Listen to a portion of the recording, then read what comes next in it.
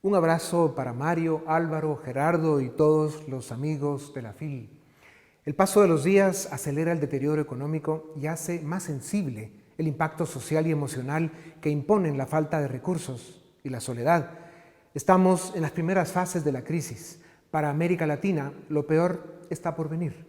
Esta pandemia vino a golpearnos en los puntos frágiles que tenemos: el sistema de salud, la economía, el subdesarrollo político, el Estado de Derecho y la cultura, debilidades que la crisis obligará a corregir.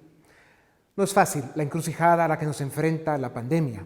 En medio del encierro y la distancia social, para proteger la salud, debemos preparar el retorno gradual al trabajo con los cuidados suficientes. La mayoría de los habitantes del planeta necesita trabajar cada día para sobrevivir, y a cómo van las cosas, tocará trabajar en lo que podría ser una economía global en depresión. Por si eso fuera poco, esta crisis obliga a salvaguardar el orden liberal, republicano y democrático de Occidente y rechazar las erupciones autoritarias allá donde las haya. Los líderes en todos los sectores de la sociedad, en especial gobiernos y empresa, debemos gestionar la crisis al mismo tiempo en que diseñamos las bases del futuro que encontraremos después de la pandemia. Este es un problema global que necesita soluciones globales, pero la complejidad de la crisis en este momento geopolítico del mundo exige en cada sociedad estadistas, valores y liderazgo.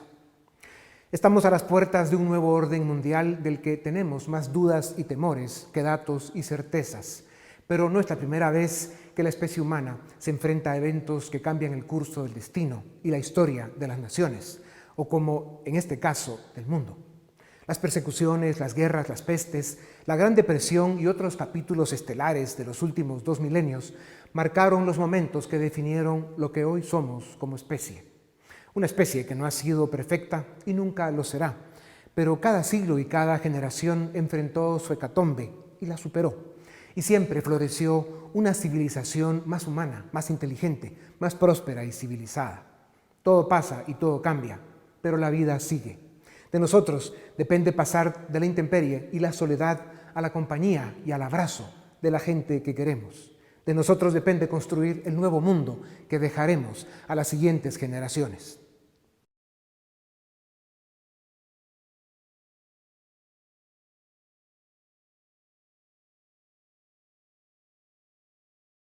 El coronavirus pareciera demostrar la imperiosa necesidad y conveniencia de un Estado fuerte. El Estado interventor pareciera ser la única herramienta válida.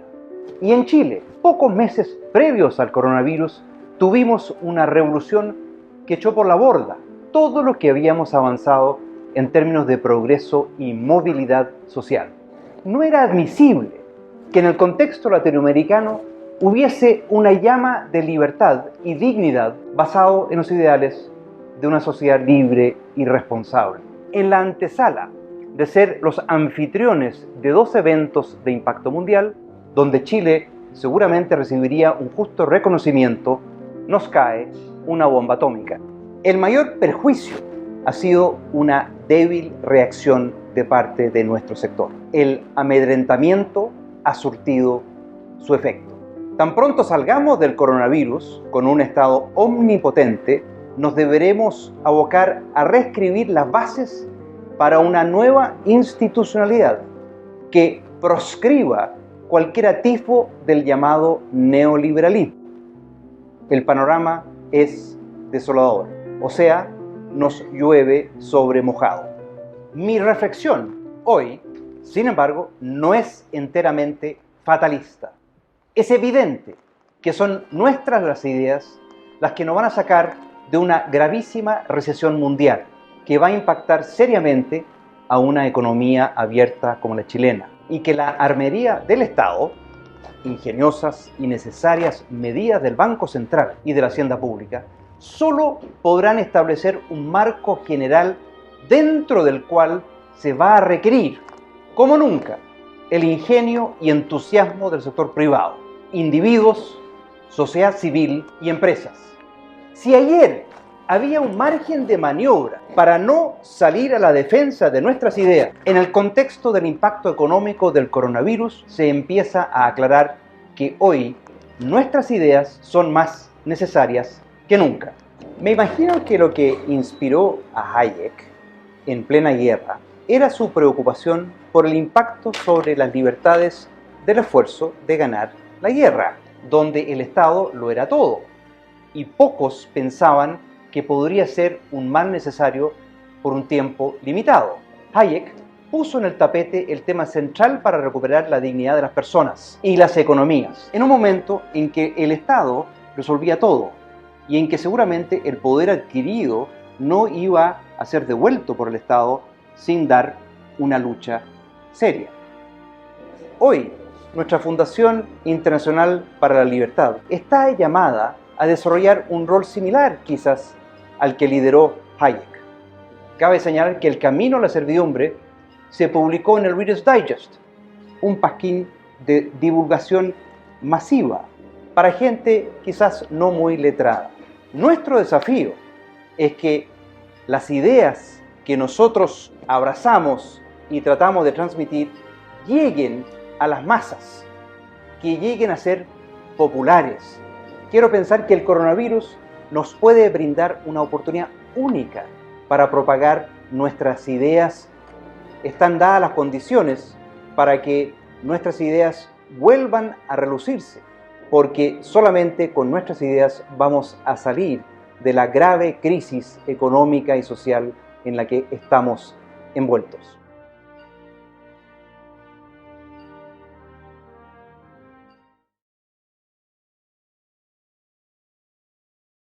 Buenas tardes, soy Juan Félix Huarte, empresario español y miembro del Consejo Empresario Asesor de la FIL. En estos momentos de crisis como consecuencia de la pandemia del coronavirus, hay un aspecto económico que creo que es importante resaltar. Es el hecho de que estamos viviendo una situación absolutamente única. El mundo ha quedado cerrado a cal y canto por decreto gubernamental. Esto no había sucedido nunca, es la primera vez. Y de hecho resulta difícil predecir cuáles van a ser las consecuencias de esta paralización económica decretada por los gobiernos, aunque todo parece indicar que vamos abocados, desgraciadamente, a una recesión larga y profunda. Pero si no queremos que esa recesión acabe deviniendo en un auténtico drama desde el punto de vista de bienestar y de empleo, es imprescindible que los gobiernos, que son los que han parado la economía, adopten las medidas necesarias para garantizar la supervivencia del tejido empresarial y productivo, de tal forma que no se produzca una elevada mortandad de empresas, porque eso ya es irreversible. En mi opinión, las medidas que tienen que tomar los gobiernos para garantizar la supervivencia de las empresas son fundamentalmente dos. Por un lado, dotar a las empresas de una gran flexibilidad, de forma que puedan ajustar sus plantillas a la caída radical de la demanda, hibernarse y aguantar. Y en segundo lugar, dotarlas de una gran liquidez, de tal forma que aquellas empresas que sean viables puedan salir adelante a pesar de la paralización económica y no se vean asfixiadas por la falta de liquidez. En cuanto a la liquidez, parece ser que las medidas que están adoptando los bancos centrales y los gobiernos garantizan la misma, pero es muy importante que esa liquidez fluya a través del sistema productivo y acabe llegando a aquellas empresas que la necesitan para poder salir adelante. En cuanto a la flexibilidad, en mi opinión es absolutamente imprescindible, es absolutamente esencial. Las empresas tienen que ser capaces de ajustar sus plantillas de forma rápida y sin coste, puesto que están cerradas. Esto es absolutamente de cajón. De la misma manera que una empresa no puede seguir comprando materia prima o pagando electricidad o pagando todos los costes productivos, no puede pagar sueldos y salarios si no está vendiendo, si está cerrada. En este aspecto parece que las medidas que está adoptando, por ejemplo, el gobierno español de flexibilización y agilización de los ERTES, los expedientes de regulación temporal de empleo, van en la buena dirección. Pero cuando uno se mete en la letra pequeña, enseguida aparecen restricciones y limitaciones que restan la flexibilidad que en estos momentos es tan imprescindible. Por ejemplo, la absurda, en mi opinión, obligación de mantener el empleo 6 meses después de la finalización del ERTE, lo cual no tiene sentido, puesto que uno no sabe en este momento si después de 6 meses de finalizar el ERTE su empresa va a seguir viva o no. En el fondo, es la vieja desconfianza de la izquierda hacia el empresario, al que es necesario controlar y atar muy corto para que no haga lo que más le gusta hacer, que es machacar a sus trabajadores. El empresario es visto como el problema, en vez de como lo que realmente es, que es la solución. No conozco ningún empresario que disfrute despidiendo gente. Al contrario, es lo que más odia tener que hacer. Pero cuando tu empresa está cerrada, cuando no tienes ingresos, no tienes más remedio que ajustar tu plantilla, de manera que puedas sobrevivir. Y cuando la economía arranque otra vez y tu empresa tenga otra vez actividad, volverás a contratar. La alternativa es irse a pique, con toda la plantilla, pero a pique. En otras economías mucho más flexibles y dinámicas que la nuestra, por ejemplo la estadounidense, esto lo tienen clarísimo. Y la capacidad de adaptación de las empresas al mercado es total. Tal vez por ello, su cifra de paro son próximas al pleno empleo, mientras que en España, con un sistema muchísimo más rígido, tenemos un paro estructural permanente de los más altos del mundo. Si no se toman estas medidas de flexibilidad y liquidez que he mencionado por parte de los gobiernos, que permitan sobrevivir a las empresas, se va a producir una auténtica escabechina, especialmente de pymes, con las consecuencias económicas y sociales dramáticas que ello acarrea. Hay que tener en cuenta que cuando una empresa muere, no solamente se destruye empleo, se destruye un complejísimo y delicadísimo ecosistema de conocimiento y de experiencia que se ha tardado muchísimos años en construir y que, por supuesto, se tardaría muchísimos más, si es que alguna vez se consigue, en reconstruir. Quiero creer que los gobiernos son conscientes de estas necesidades y actuarán en consecuencia, aunque les tengo que decir que no me fío ni un pelo de ningún gobierno. Del que sí me fío absolutamente es del hombre empresario y de su capacidad ilimitada para reinventarse, para crear y para salir adelante en las circunstancias más adversas. Y es por ello, por lo que a pesar de todo, sigue siendo optimista. Muchas gracias.